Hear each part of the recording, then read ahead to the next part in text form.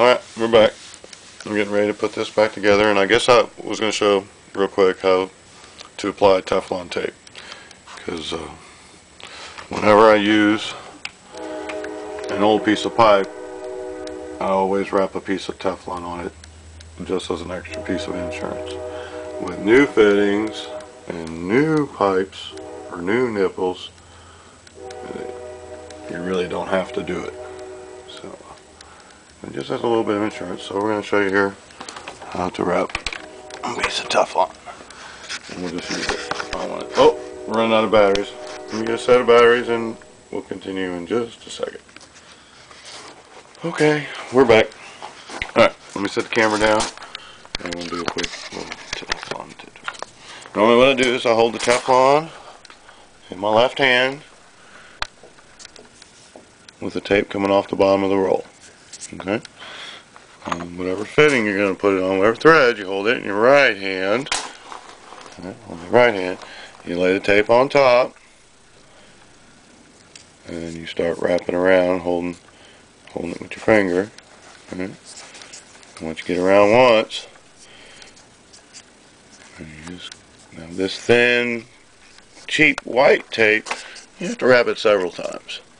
And you don't want to go past the end of the threads, because a little piece of Teflon can get potentially down the line and foul your fixture. So this is how you wrap Teflon tape. I'm using 1/2 inch wide here. Alright, there you go. Tear it off and then you spin it around and work it in, just like you would tighten a fitting in, right? That's how you know if it peels off, the Teflon peels off, you know you've wound it on backwards. Right? And it will strip out of the fitting. If you wind it backwards, it'll strip out of the fitting and won't seal.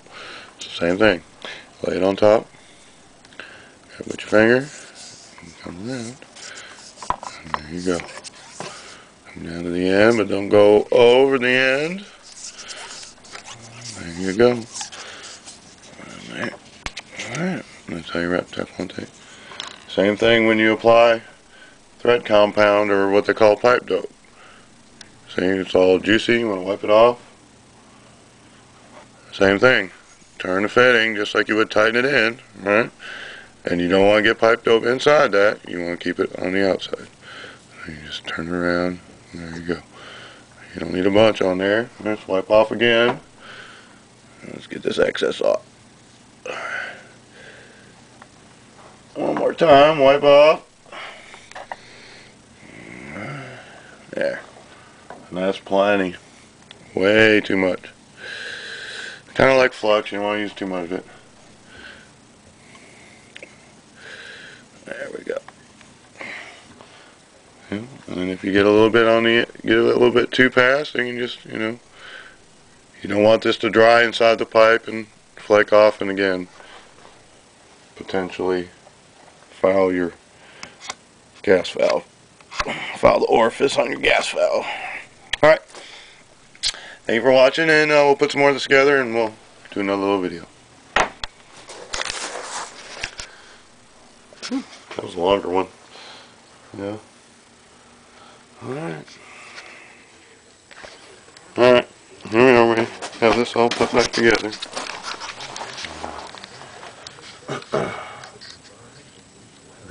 Put in a T and a little drip leg, so any moisture that comes in